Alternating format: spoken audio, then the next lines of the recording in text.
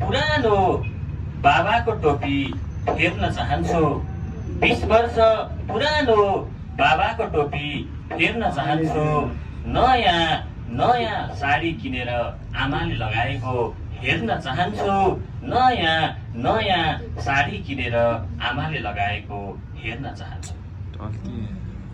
यो एउटा महान विचारलाई, महान सोचलाई आत्मसात गर्दै कोरियन भाषा पढाइरहेका हामी सम्पूर्ण विद्यार्थीहरूका इच्छाहरू, चाहनाहरूलाई सके जति चाहिँ पुरा गर्न सकियोस् भन्ने उद्देश्यबाट आफ्नो प्रयासलाई पनि, विद्यार्थीको मेहनतलाई पनि निरन्तर रूपमा अगाडि बढाइरहेका छौँ। यसै क्रममा तपाईहरू माझ उपस्थित भइसकेको छु म कोरियन भाषा प्रशिक्षक झबिन्द्र पाण्डे। 안녕하세요।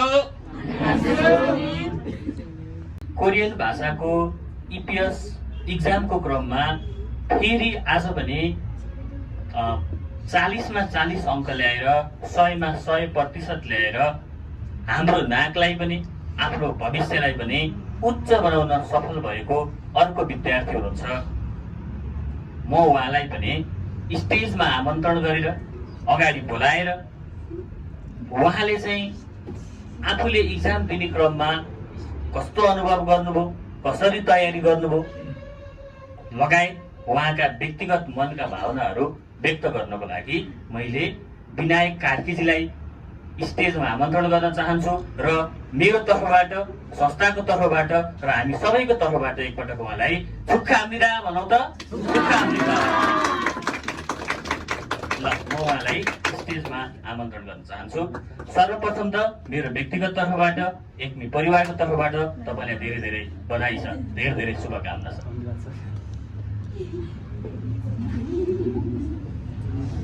विनायक कार्की, मेरो चाहिँ अस्ति 24 तारिकदेखि एक्जाम थियो, सेकेन्ड सिफ्टमा एक्जाम थियो। अनि त्यो दिन चाहिँ मेरो 100 मा 100% रिजल्ट आएको छ। अनि त्यसमा चाहिँ सरहरूको मेहनत अनि आफ्नो पनि मेहनत अनि यस लकले पनि साथ दियो। सर्वप्रथम त सरलाई धेरै धेरै धन्यवाद दिन चाहन्छु। Thank you. सरले गरेको गाइडले जो सफलता पाएँ भन्नु, सफलता त के भन्नु, पहिलो खुड्कीलाई चाहिँ पार गर्यो, त्यसमा धेरै खुसी छ। अनि एकमी परिवार, यो कलङ्कीमा भएको एकमी परिवारलाई पनि धेरै धेरै धन्यवाद दिन चाहन्छु। यस्तै छ।